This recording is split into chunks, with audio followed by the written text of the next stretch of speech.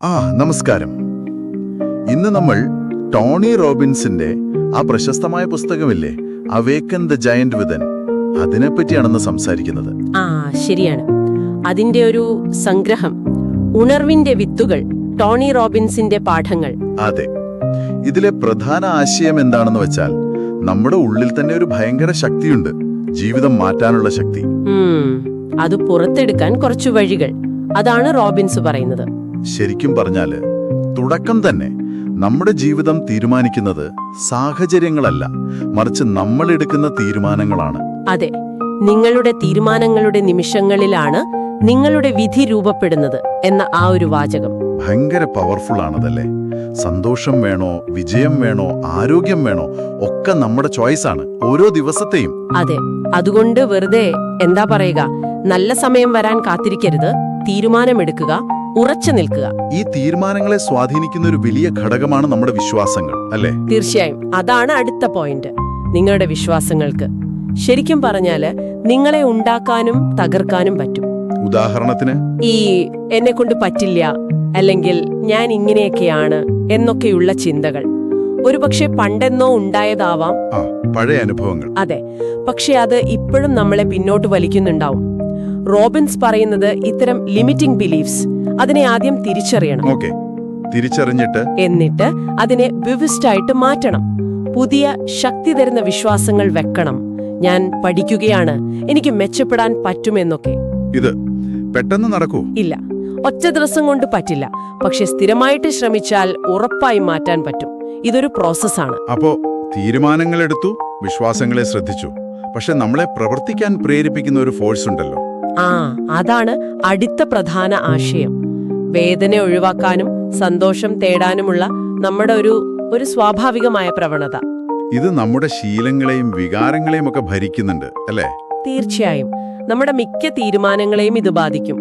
അപ്പോ ഒരു മോശം ശീലം മാറ്റണമെങ്കിൽ ആ ശീലവുമായി വേദനയെ ബന്ധിപ്പിക്കുക. എങ്ങനെ? ഉദാഹരണത്തിന്, കൂടുതൽ കഴിക്കുന്നത് നിർത്തണമെങ്കിൽ അമിതമായി കഴിക്കുന്നതിന്റെ ദോഷങ്ങൾ, അതുണ്ടാക്കുന്ന ബുദ്ധിമുട്ടുകൾ, ആ വേദനയെക്കുറിച്ച് നന്നായി ഓർക്കുക. എന്നിട്ട് നല്ല ശീലത്തെ സന്തോഷവുമായും കണക്ട് ചെയ്യണം. അതെ, ആരോഗ്യകരമായ ഭക്ഷണം കഴിക്കുമ്പോൾ കിട്ടുന്ന ഒരു ഫീലില്ലേ, ആ ഒരു സന്തോഷം, അതിൽ ഫോക്കസ് ചെയ്യാം. ഈ വേദനയും സന്തോഷവും തമ്മിലുള്ള കണക്ഷൻ മാറ്റുന്നതിനെ പറ്റി റോബിൻസ് വിശദമായി പറയുന്നുണ്ടല്ലോ, NAC എന്നൊക്കെ. Neuro associative conditioning. പേര് കേട്ട് പേടിക്കേണ്ട. എന്താണ് സംഭവം? സിമ്പിളായി പറഞ്ഞാൽ, നമ്മുടെ തലച്ചോറിലെ ചില ഓട്ടോമാറ്റിക് പ്രതികരണങ്ങളെ, ആ പാറ്റേണുകളെ ബ്രേക്ക് ചെയ്യുക, എന്നിട്ട് പുതിയൊരു ലിങ്ക് ഉണ്ടാക്കുക. അതായത് മോശം ശീലത്തിന് വേദന, നല്ല ശീലത്തിന് സന്തോഷം, ഇത് റിപ്പീറ്റ് ചെയ്ത് തലച്ചോറിനെ പഠിപ്പിക്കുക. അതെ, പഴയ ലിങ്ക് ബ്രേക്ക് ചെയ്ത് പുതിയൊരു വഴി ഉണ്ടാക്കിയെടുക്കുക. പിന്നെ ഇതിനോട് ചേർത്ത് പറയേണ്ട ഒന്നാണ് നമ്മുടെ സ്റ്റാൻഡേർഡ്സ് ഉയർത്തുന്നത്. നിലവാരം. അതെ, എനിക്കിത് വേണമെന്ന ആഗ്രഹമല്ല, ഇതെനിക്ക് നിർബന്ധമാണ്, ഇതിൽ കുറഞ്ഞതൊന്നും പറ്റില്ല എന്നൊരു തീരുമാനം, ആ ഒരു നിലവാരത്തിലേക്ക് സ്വയം ഉയർത്തുക. ശരിയാണ്. അപ്പൊ നമ്മുടെ ഉള്ളിലെ ചിന്തകളും ലിങ്കുകളും മാറ്റാം, പക്ഷെ ഓരോ നിമിഷത്തെയും നമ്മുടെ ഫീലിംഗ്സ്, അതിനെ എങ്ങനെ നിയന്ത്രിക്കാം? അതിനും റോബിൻസ് ഒരു ടൂൾ പറയുന്നുണ്ട്, ട്രയാഡ്. 3 കാര്യങ്ങൾ. അതെ, 3 കാര്യങ്ങൾ ചേർന്നതാണ് നമ്മുടെ ആ നിമിഷത്തെ അവസ്ഥ. 1, നമ്മുടെ ശരീരം, ഫിസിയോളജി, നിൽപ്പ്, ശ്വാസം, ചലനം ഒക്കെ. 2, നമ്മുടെ ശ്രദ്ധ, ഫോക്കസ്, നമ്മൾ എന്തിനാണ് ശ്രദ്ധ കേന്ദ്രീകരിക്കുന്നത്. 3, നമ്മൾ ഉപയോഗിക്കുന്ന ഭാഷ, നമ്മൾ നമ്മളോട് തന്നെ എന്ത് പറയുന്നു. അപ്പൊ ഈ 3-ൽ ഏതെങ്കിലും ഒന്ന് മാറ്റിയാൽ നമ്മുടെ മൂഡ് മാറും. തീർച്ചയായും. തളർന്നിരിക്കുമ്പോൾ ഒന്ന് നിവർന്നിരുന്ന് ശ്വാസം വലിച്ചു വിട്ടാൽ തന്നെ ഒരു മാറ്റം വരില്ലേ, അതുപോലെ. ശരിയാണ്. പിന്നെ ഫോക്കസ് മാറ്റുന്നത്, നെഗറ്റീവ് ചിന്ത വരുമ്പോൾ നല്ല കാര്യങ്ങൾ ഓർക്കുന്നത്. അതെ, പിന്നെ നമ്മൾ നമ്മളോട് പറയുന്ന വാക്കുകൾ, എല്ലാം മോശമാണ് എന്ന് പറയുന്നതിന് പകരം ഇതൊരു വെല്ലുവിളിയാണ്, എനിക്കിത് നേരിടാൻ പറ്റും എന്ന് പറഞ്ഞു നോക്കൂ. വ്യത്യാസം കാണാം.